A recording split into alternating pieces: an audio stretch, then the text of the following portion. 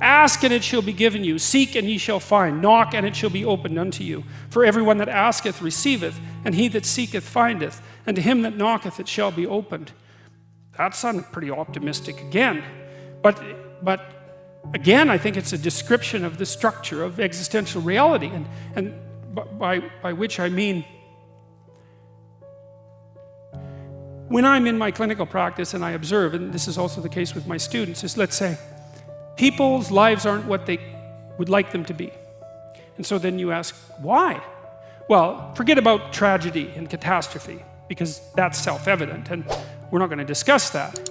Although the degree to which you bring about your own tragedy is always indeterminate. But I would never say that every terrible thing that is visited on a person is something they deserved. I think that that's a very dangerous presupposition, especially because everyone gets sick and everyone dies.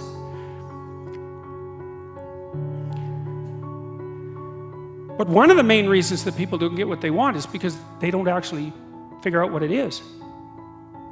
And the probability that you're going to get what would be good for you, let's say, which would even be better than what you want, right? Because, you might be wrong about what you want easily.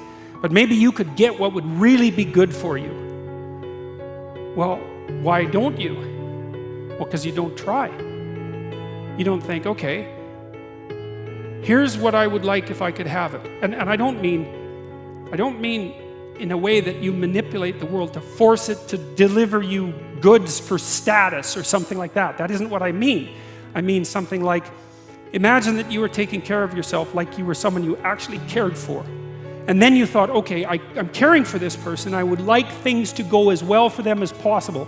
What would their life have to be like in order for that to be the case? Well, people don't do that. They don't sit down and think, all right, let's figure it out. You've got a life. It's hard, obviously. It's like 3 years from now, you can have what you need. You got to be careful about it. You can't have everything. You can have what would be good for you, but you have to figure out what it is, and then you have to aim at it. Well, my experience with people has been if they figure out what it is that would be good for them, and then they aim at it, then they get it.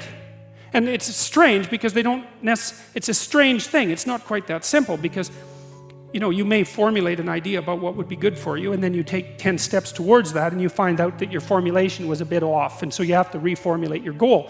So you're kind of going like this as you move towards the goal. But a huge part of the reason that people fail is because they don't ever set up the criteria for success.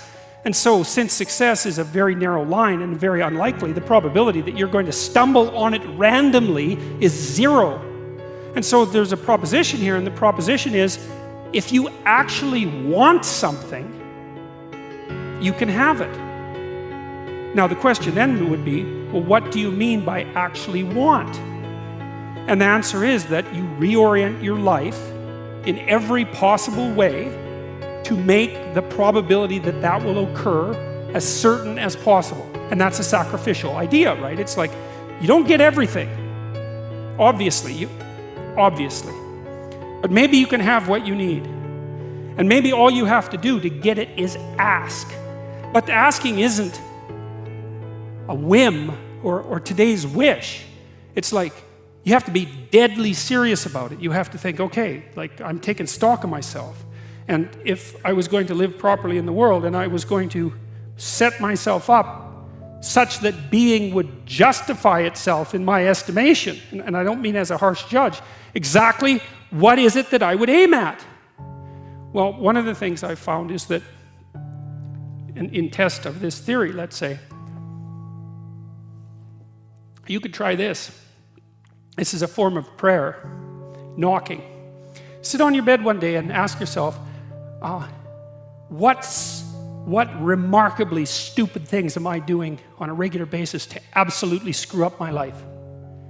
And if you actually ask that question, but you have to want to know the answer, right? Because that's actually what asking the question means. It doesn't mean just mouthing the words. It means you have to decide that you want to know. You'll figure that's out so fast it'll make your hair curl. It's as if Jung thought about this. He thought that people had 2 poles of consciousness, and one was the individual consciousness that we each identify with, and the other was something he called the self, and the self is you might think about it as the divine within, That's close enough approximation. It's the universal part of your consciousness. It's your conscience. That's another way of thinking about it.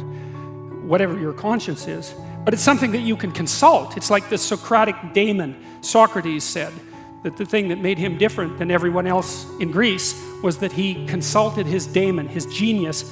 He asked himself how it was that he should conduct himself in the world, and then he did that, whatever it was. He didn't try to force a solution, He didn't try to force a solution selfishly. He asked, I'm going to manifest myself in the best possible manner in the world. I would like to do that. What would that be? Well, you're perfectly capable of thinking. God only knows how. You're perfectly capable of immense feats of imagination and dream and fantasies. God only knows how you do all of that. What would happen if you consulted yourself about the best possible outcome for you? You might get an answer. Well, that's what this proposition is.